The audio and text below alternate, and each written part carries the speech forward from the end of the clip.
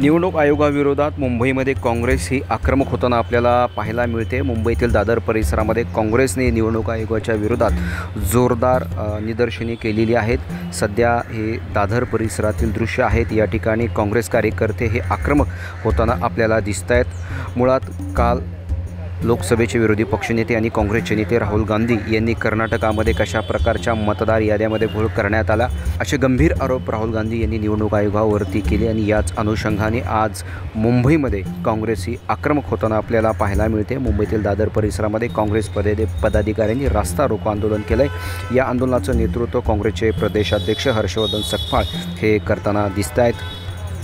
माननीय खासदार राहुलजींनी जे काही मुद्दे उपस्थित केले त्यावर निष्पक्ष चौकशी व्हावी व जे इलेक्शन कमिशननी जी काही भूमिका आहे ती संशयास्पद असल्यामुळे त्यांनी त्याच्यावर योग्य ती कार्यवाही करून निश्चित खुलासा करावा। यासारख्या अन्य बातम्या बघण्यासाठी तुम्ही आमच्या चॅनलला लाईक करा, शेअर करा, सबस्क्राईब करा। धन्यवाद।